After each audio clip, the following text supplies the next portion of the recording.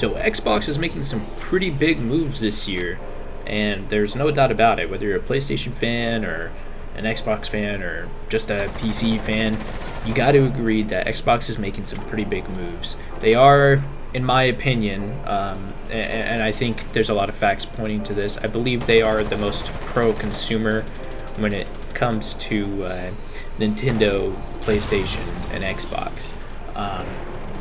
Now, I think to give that further leap to Xbox and to make them kind of the preferred console, I think there's a couple things they can add, and that's what I'm going to get into. One of the things they should get into is FPS games, because we already know Xbox is now the preferred platform for role-playing games. We know this. They have Obsidian, and they also have Bethesda. And then they also have Rare. I don't know if Rare really counts as role-playing games or not, but Rare also kind of falls into that a little bit. So we know Xbox is good for role-playing games. And then when it comes to FPS games, people prefer PlayStation. And it's usually because of the deal with Activision Blizzard, because a lot of games, FPS games are on that, and also PlayStation was just bigger last year when it comes to PS4 and Xbox One, so more people played on that. But I think this one thing, just this one thing, if Xbox did this, I think this can give them the leap in FPS games on their console. I believe Microsoft should develop a aim training game. It'll be, let's say, like $10, $15, maybe even free. I don't know how they'd make their money off of that. Maybe they do that so they can make more money by more people going to Xbox for FPS games. But I feel like $5, $10 would not be bad at all. But an aim trainer, because usually aim trainers are on PC only. Now, let's say Microsoft develops this, and it has tons of customization. You can turn on leaning, turn it off. You can customize the controls. So this is shoot, this is lean, this is aim. You can control the recoil. You can control basically anything that has to do with the aiming, the shooting, the recoil, and the movement. Because something that I think is really important in shooting games is getting your aiming down, and I think everyone knows this. But PC players have the extra leap because they can do aim trainers. Now on console, you just got to keep playing matches and playing matches to get better. There's no aim trainers. Now you can go ahead and argue that Rainbow Six Siege has Terrorist Hunt. You can do custom games on COD, but that's not really. You can kind of say that's okay to do. I mean, it's not a bad route to take.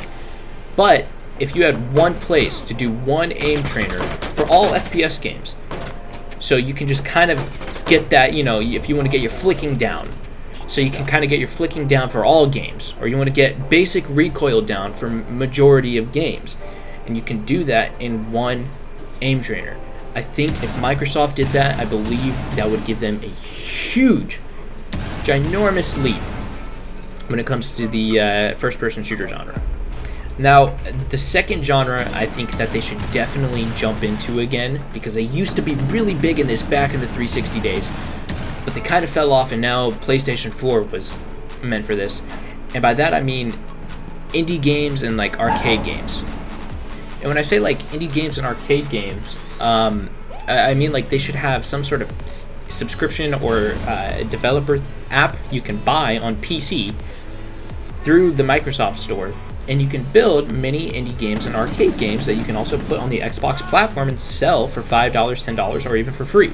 Now, if they take this route, they might also even be able to do the whole aim trainer thing through that. So Microsoft Studios doesn't have to do an aim trainer themselves. They can leave that up to the fans who can make that themselves. So, one guy might make a free Rainbow Six aim trainer, one might make a COD aim trainer, something like that. But I definitely do think indie games and arcade games, they need to get ahead in, because I know PlayStation was ahead in that, but Xbox used to be big in that back in the 360 days. They were really big in indie and arcade games. I remember playing like Shoot Many Robots or games like that, Castle Crashers, like just amazing games, so simple, cheap little fun games. We need more of that. And if you look, the two biggest games in the past couple months have been Fall Guys and Among Us. Arcade games. They're party games. They're not shooters, they're not racing games, they're not fighting games, they are just party games. And I think people really need to realize that not everything needs to be esports or competitive to be a fun, popular game. It could be an arcade game. That's what games are meant to be. They're meant to be fun. And it doesn't matter what genre it's in. If it's just fun, you're going to get people playing it. And I think arcade and indie games can really, really do that. Now, something else I think Xbox needs to really get into, because I know PlayStation is kind of the preferred platform for, is fighting games. Now, personally, I don't really enjoy fighting games too much. But besides that, if Xbox got into the fighting game scene, I think that would give them an extra heads up against PlayStation as well. And it's not just getting a heads up against PlayStation, because I'm not trying to do the whole console war thing. But if you do look, from the Xbox One and PS4, I believe it was almost double, if not double or more, the amount of sales the Xbox One has. And really what it should be neck and neck, or one's a little bit over. It shouldn't be like, straight down half or less. It's not really good for your brand, for your company. And I realize Xbox doesn't care too much about that anymore, since they're kind of making this, not switch, but they're making it more available. And by that, they're kind of moving towards mobile and PC as well, so it's not all about getting an Xbox. But still, you want to get those people playing on the Xbox platform, whether it's an Xbox console, whether it's through Microsoft Xbox on your PC, or whether it's playing Xbox on your phone. All of these things that I mentioned in this video, I think those will be the biggest leaps for Microsoft, because they already got the role-playing games, and if they get in the fighting game, the first-person shooter, and the arcade and indie game industry, I think they're golden. I think they are golden. That's it. That's all they need to do. We already know they're good in racing games too. We got Forza. We got Forza every couple of years. We love it. We love Forza.